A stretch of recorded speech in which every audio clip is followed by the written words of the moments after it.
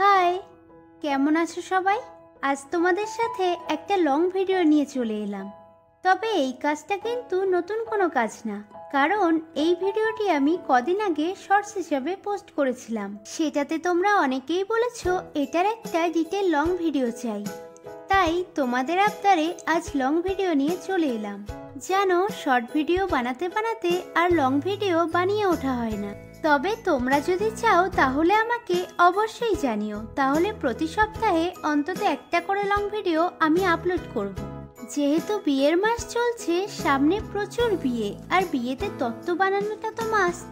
তাই ভাবলাম তোমাদের সাথে একটা তত্ত্বের মিনিয়েচার শেয়ার করি। চলো এবার কাজের কথায় যাওয়া যাক।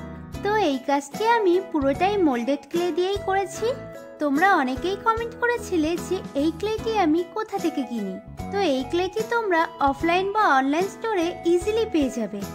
আর মোল্ডেড ক্লে যেহেতু খুবই তাড়াতাড়ি শুকিয়ে যায়, সেই জন্য প্রথমে যেটুকু ক্লে লাগবে সেই মতো রেজিন আর হার্ডনারটিকে ভালোভাবে মিশিয়ে নেবে। না হলে সবটা একবারে মিশিয়ে নিলে পরে শুকিয়ে গিয়ে নষ্ট হয়ে যাবে, সেটিকে তোমরা আর ইউজ করতে পারবে না। তাই তোমাদের যেটুকু প্রয়োজন সেইটুকু করেই মেশাবে এবং কাজ করবে। তো দেখো, আমি কথা বলতে বলতে কুলো, পানপাতা, গাছকৌটো সব তৈরি করে নিয়েছি। এবার এগুলিকে কালার করার পালা। তার জন্য আমি সবগুলিকে হোয়াইট অ্যাক্রিলিক কালার দিয়ে প্রথমে ডাবল কোট করে নেব। এতে পরের কালারগুলো আরও বেশি ফোটে। আর সাধারণত কালার করার জন্য আমি অ্যাক্রিলিক কালারই ইউজ করি, আর এই কালারগুলো তোমরা অফলাইন বা অনলাইন স্টোরে ইজিলি পেয়ে যাবে। তো দেখো, কথা বলতে বলতে আমি কুলো, পানপাতা, গাছকৌটোগুলো সব রং করে নিয়েছি। এবার এর উপরে একটু কলকার ডিজাইনও করে দেব।